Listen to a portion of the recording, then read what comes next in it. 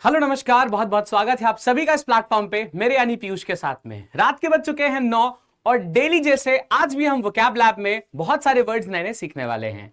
जैसा कि आपको पता है 9 बजे डेली ये क्लास होती है जिसको अटेंड करके आप किसी भी एग्जाम में आने वाले वोकैबुलरी के क्वेश्चंस को बहुत आसानी से कर सकते हैं। तो इस क्लास को रेगुलरली जरूर देखा करिए। चलिए शुरुआत करते हैं। सबसे पहले कल जो मैंने क्विज पूछा था उसके आंसर से। क्विज के लिए आपके सामने एक इमेज थी जो आप देख सकते हैं। यहां पे एक काव है और ये आदमी है, ये इसको अपनी तरफ खींचना चाहता है लेकिन ये इच्छा नहीं रखती है बिल्कुल इसके साथ जाने की। अब इसके लिए मैंने आपको 4 वर्ड्स दिए थे। पहला था एडमायर करना। जब आप किसी को एडमायर करते हो तब आप उसकी प्रशंसा करते हो। यहां प्रशंसा जैसी कोई बात नहीं है, इसलिए फर्स्ट ऑप्शन आंसर नहीं था।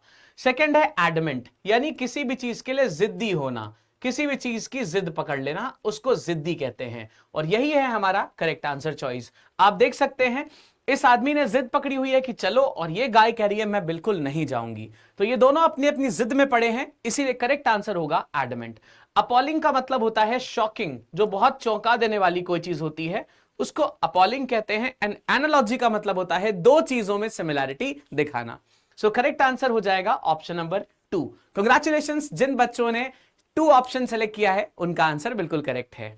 आज के क्विज में एक नया चैलेंज होगा, तो ध्यान से जरूर देखिएगा वीडियो को, और लास्ट में क्विज के आंसर्स को कैसे करना है वो लास्ट में बताऊंगा। तो चलिए पहला क्वेश्चन से शुरुआत करते हैं। क्वेश्चन सेम डायरेक्शंस के साथ में है। आपको एक वर्ड दिया होगा जो कैपिटल लेटर में लिखा है। इस वर्ड का जो भी मीनिंग होगा वैसे ही मीनिंग वाला एक ऑप्शन आपको फाइंड आउट करना होता है। इन क्वेश्चंस को हम सिनोनिम वाले क्वेश्चंस के नाम से जानते हैं। तो चलिए शुरू करते हैं। क्वेश्चन है आपके सामने, in these questions out of the 4 alternatives choose the one which best expresses the meaning of the word given in bold. इसका मतलब है सिनोनिम्स आपको यहां पे बताने हैं। चलिए शुरू करते हैं। तो क्वेश्चन है सक्सेसिव। अब देखो, सक्सेसिव का मतलब होता है एक के बाद में आने वाला दूसरा। जैसे मैंने कहा मंडे है, ट्यूसडे है, वेंसडे है, थर्सडे है, फ्राइडे है और सैटरडे है। तो मंडे के बगल में जो दिन है वो ट्यूसडे है, फिर वेंसडे है। ये दोनों एक के बाद आने वाले कंसेक्यूटिव डेज हैं, यानी सक्सेसिव डेज हैं। एक के साथ में दूसरा जब अटैच हो और एक सीरीज बन जाती है उसको हम सक्सेसिव बोलते हैं, यानी एक के बाद दूसरा आने वाला। पहला ऑप्शन है रैपिड, मतलब बहुत तेज, ये बाहर हो जाएगा। विक्टोरियस का मतलब विजयी होता है, इसका भी कोई सेंस यहां पे नहीं है। फिर आता है बेनिफिशेंट, यानी जिससे लाभ मिल रहा हो, इसका भी कोई हिसाब किताब नहीं है। सक्सेसिव का मतलब होता है एक के बाद में आने वाला दूसरा, यानी कि ऑप्शन नंबर 4 बनेगा करेक्ट चॉइस। सेकंड क्वेश्चन है रेवेज। अब देखो, बहुत अच्छा वर्ड है। रेवेज का मतलब होता है किसी चीज को खराब कर देना, पूरी तरीके से बर्बाद कर देना, पूरी तरीके से तोड़ फोड़ डालना, इसको हम बोलते हैं रैवेज। ठीक है, तो पूरी तरीके से तोड़ फोड़ कर देना, दिस इज रैवेज। जैसे मान लीजिए कहीं पे लड़ाई झगड़ा हो गया और लोगों ने बसों को, पब्लिक प्रॉपर्टी को पूरी तरीके से रैवेज कर दिया, तो उसका मतलब है लोगों ने उस चीज को बुरी तरीके से तोड़ फोड़ डाला। अब ऑप्शन में देखते हैं। पहला है डिस्ट्रॉय करना। बेटा, डिस्ट्रॉय हम किसी के प्लान्स को भी कर सकते हैं, लेकिन जो रैवेज होता है ये हमेशा फिजिकल कांटेक्ट में। जैसे मान लीजिए मैं किसी बोर्ड को तोड़ दूं तो मैंने उसको रैवेज कर दिया है। डिस्ट्रॉय किसी के प्लान्स भी हो सकते हैं, इस वजह से यह आंसर नहीं बनेगा। ब्रेक का मतलब होता है सिंपली 2 पार्ट में तोड़ देना। किसी भी चीज को जब आप 2 पार्ट में तोड़ते हैं तो उसको ब्रेक करना कहा जाता है। रैवेज में सिर्फ 2 पार्ट में ही नहीं तोड़ा जाता है, इसलिए 2 को हटाते हैं। डिमोलिश का मतलब होता है बुरी तरीके से तोड़फोड़ कर देना, अब उसका आगे यूज नहीं हो सकता इस हिसाब किताब से। तो रैवेज का जो एग्जैक्ट सिनोनिम बनता है बेटा वो डिमोलिश बनता है। अबॉलिश का मतलब होता है किसी प्रथा को खत्म कर देना। जैसे सती प्रथा को जब अबॉलिश किया गया तो उसके बाद में उसको लोग फॉलो नहीं करते थे। अबॉलिश इस हिसाब किताब में यूज होता है। चलिए, इसका आंसर हो जाएगा ऑप्शन नंबर 3। अगर आप सही आंसर्स करते जा रहे हैं सो प्लीज मेक श्योर आप +1 मार्क्स दें, और अगर आंसर गलत है तो कोई नेगेटिव मार्किंग फिलहाल नहीं करनी है। वीडियो के लास्ट से मुझे जरूर कमेंट करके बताइएगा कि आपके मार्क्स कितने आए। आपको वीडियो के लास्ट में क्या क्या कमेंट करना है वो मैं बताऊंगा। सबसे पहला आपको अपने मार्क्स बताने हैं, आउट ऑफ 10 कितने आए हैं। उसके बाद क्या लिखना है वो भी बताऊंगा। फिर उसके बाद में हम किंग ऑफ द रिंग निकालेंगे। जिसका बेस्ट कमेंट होगा नेक्स्ट डे उसका कमेंट पूरी स्क्रीन पे फ्लैश होगा विद देयर नेम्स। ठीक है, चलिए थर्ड है सुपरस्टिशियस। अब जब हम सुपरस्टिशियस की बात करते हैं तो हम ऐसे कोई भी कस्टम को फॉलो कर रहे होते हैं जिसके पीछे कोई लॉजिकल तर्क नहीं होता है। जैसे मान लीजिए आपके सामने ऐसे कई बार बोला गया होगा कि काली बिल्ली रास्ता काट गई है या बिल्ली रास्ता काट गई है, आगे मत जाना। अब ये एक सुपरस्टिशियस इसलिए है क्योंकि लोगों को उसके पीछे का लॉजिक नहीं पता है। तो सुपरस्टिशियस ऐसी चीजें होती हैं जो बिना तर्क वाली बातें होती हैं, जिसका लॉजिक फिलहाल नहीं पता होता है लोगों को। पायस का मतलब पवित्र है, इसलिए यह आंसर नहीं होगा। ट्रेडिशनल का मतलब रहता है जो ट्रेडिशन चलता आ रहा है। देखिए लॉजिक है कि नहीं इसकी बात ट्रेडिशन में नहीं होती है, अगर लॉजिक की बात करेंगे तो सुपरस्टिशियस हो जाता है, इसलिए ट्रेडिशनल को यहां पे सिनोनिम में नहीं ले सकते। इर्रेशनल का मतलब होता है बिना तर्क वाला, और सुपरस्टिशियस हम तभी कहने लगते हैं जब वो चीज तर्क के बिना होती है। सैक्रेड का मतलब पवित्र होता है, फिर से ये बाहर हो जाएगा। सैक्रेड और पायस एक दूसरे के सिनोनिम्स हैं बेटा, तो आंसर हो जाएगा option number 3। Next question number 4 आपके सामने है। ये कह रहा है मेंटोर। जो भी आपका मेंटोर होता है, जैसे फिलहाल के लिए आपका मेंटोर मैं हूं, तो मैं आपको बताऊंगा किस तरीके से पढ़ाई करनी है, कितनी चीजें पढ़नी है जिससे एग्जाम में क्वेश्चंस फंस सकते हैं। यानी कि मैं आपको प्रॉपर गाइडेंस देने का काम करूंगा और आपको साथ साथ में पढ़ाऊंगा भी। ऐसा कोई आदमी जो आपको पढ़ाए और क्या क्या चीजें फॉलो करनी है वो बताए, उसको हम मेंटोर बोलते हैं। जीनियस मतलब बुद्धिमान होना, सिर्फ बुद्धिमान होना, कुछ बताना नहीं। जीनियस यहां से बाहर हो जाएगा। गाइड को हम सेंसिबल मान सकते हैं जस्ट बिकॉज गाइड आपको पढ़ने के हिसाब किताब में भी कितना पढ़ना है, क्या पढ़ना है, कहां से पढ़ना है, रास्ता दिखाना, ये सारे काम गाइड के होते हैं। इस वजह से मेंटोर का सिनोनिम बनेगा गाइड। फिर है स्टाइलिस्ट, जो आपके स्टाइल को, आपके अपीयरेंस को ठीक करे वो स्टाइलिस्ट होता है, इसलिए ये भी बाहर हो जाएगा। फोर्थ है फिलोसोफर, ऐसा आदमी जो बुद्धिमानी वाली बातें करे, आपके मतलब की हो या ना हो लेकिन वो बुद्धिमानी वाली होनी चाहिए, उसको फिलोसोफर कहते हैं। तो ये भी फिलहाल हमारे काम का नहीं है। Answer will be option number 1। Fifth question है गार्निश। जैसे मान लीजिए एक मैंने डिश बनाई और वो डिश बहुत फीकी फीकी लग रही है, मैंने धनिया की पत्ती काटी और उसके ऊपर से मैंने स्प्रेड कर दिया।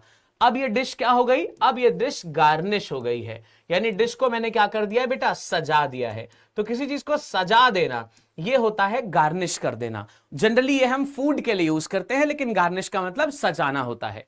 फिर यहां पे ऑप्शन 1 है पेंट करना। देखो कलर तो नहीं किया जा रहा था, पुताई नहीं कर रहे थे।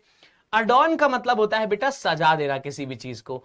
अडॉर्न करना या गार्निश करना सेम चीजें होती हैं। गार्निश जनरली खाने के आइटम्स होते हैं और अडॉर्न बिना खाने वाले आइटम्स को सजाने के लिए बोला जाता है। जैसे एक डमी या स्टैचू हो, मैंने उसको खूब सारी चीजें पहना दी हो, बहुत सारा नेकलेस और सब कुछ पहना दिया है, तो मैंने उसको अडॉर्न कर दिया है। फिर है गार्नर। गार्नर और बैनिश, देखो गार्नर बाहर हो जाएगा, बैनिश का मतलब ऑपोजिट हो जाता है, इसलिए बैनिश यहां से एंटोनिम बन के बाहर हो जाएगा। सीधी सी क्लियर कट बात। तो बचेगा क्या हमारे पास में? पॉजिटिव में एडॉन बच जाएगा। सेकंड ऑप्शन के साथ में हम चले जाएंगे। अगर सही किया है please take +1 as the reward. Next है इनफ्रक्चुअस। अब देखो इन आते ही हमको ये पता चल गया कि ये जो वर्ड है ये कहीं ना कहीं नेगेटिव मीनिंग दे रहा है, क्योंकि इन का मतलब नॉन से भी होता है कई बार। अब देखिए यहां पे इसको याद रख सकते हैं, इन का मतलब नो हो गया, एंड फ्रक्टुअस बहुत ज्यादा फ्रूट जैसा लग रहा है। तो ऐसा कोई चीज इसमें फ्रूट नहीं मिल रहा है, फल नहीं मिल रहा है, यानी रिजल्ट नहीं मिल पा रहा है। तो अगर कोई चीज इनफ्रक्टुअस हुआ तो उसमें फल नहीं मिलेगा, रिजल्ट नहीं मिलेगा, कुछ आउटपुट नहीं मिलेगा। तो चलिए बात करते हैं। पहला है मीनिंगलेस, जिसका कोई मतलब नहीं है। तो देखो सिर्फ मीनिंग के हिसाब किताब में नहीं बात हो रही है, ये कह रहा है कि कुछ रेफरेंस ही नहीं निकलेगा। तो सिर्फ मतलब निकालते तब मीनिंगलेस लेते, सिर्फ मतलब नहीं निकाल रहे इसलिए मीनिंगलेस गलत है। अननेसेसरी का मतलब है बिना वजह का। अब देखो वजह तो होगी ही, इसलिए अननेसेसरी बाहर है। रिडंडेंट का मतलब होता है बेकार हो जाना, एंड जिस चीज से कोई फल ना निकले, जिसका कोई फल ना निकले या जिसका कोई रिजल्ट ना निकले, उसको हम बोलते हैं बेटा फ्रूटलेस। देखो रिडंडेंट का मतलब होता है वेस्ट, रिडंडेंट का मतलब होता है वेस्ट। जैसे फिलहाल अगर मैं यहां पे आपको ये सिखा दूं कि बेटा एक काम करो, इसको छोड़ो और यहां पे आप पैराग्राफ कैसे करते हैं ये सीख लो, तो फिलहाल के लिए ये बात कहना रिडंडेंट हो जाएगा। आई होप आप समझ पा रहे होंगे। चलिए 7th है फिडिलिटी, देखो बहुत कॉमनली अपीयर होने वाला ये वर्ड है, इसको बहुत अलग अलग फॉर्म्स में क्वेश्चंस में देखा गया है, इसको ध्यान से समझ लें। जब भी कहीं पे FID वर्ड यूज होगा, FID, जैसे बोनाफाइड यूज होता है, फिडिलिटी यूज होता है ना। आपने देखा होगा वाईफाई यूज होता है, WIFI, इसमें वायरलेस फिडिलिटी इसका फुल फॉर्म होता है। सो फिड का मतलब होता है बेटा ट्रस्ट, फिड का मतलब होता है ट्रस्ट करना, किसी के साथ में लॉयल होना, किसी के साथ में ट्रूथफुल होना, ये सारे इसके मीनिंग्स होते हैं। सो जब भी फिड आ जाएगा इसका मतलब ट्रस्ट से, लॉयल्टी से, ट्रूथफुलनेस से ये होगा। सो फिडिलिटी का मतलब क्या हुआ, ट्रस्टवर्दीनेस हो जाएगा, लॉयल्टी हो जाएगा, ट्रूथफुलनेस हो जाएगा। चलिए देखते हैं। पहला है अफेक्शन, किसी की तरफ भी अगर आपका लगाव हो जाए, ए वाला बाहर, फर्स्ट बाहर। एलिजियंस का मतलब होता है किसी के हिसाब से चीजें चला देना, 2 बाहर। थर्ड इज एक्यूरेसी, देखो सटीक है कि नहीं ये बात गलत हो जाएगी, सटीक होना या ना होना इससे कोई रेफरेंस नहीं है, लॉयल होने का मेन मुद्दा होता है। सो फोर्थ ऑप्शन के साथ में जाएंगे, क्योंकि fidelity has everything to do with trust, loyalty, truthfulness, ये वाले हिसाब किताब में रहता है ये।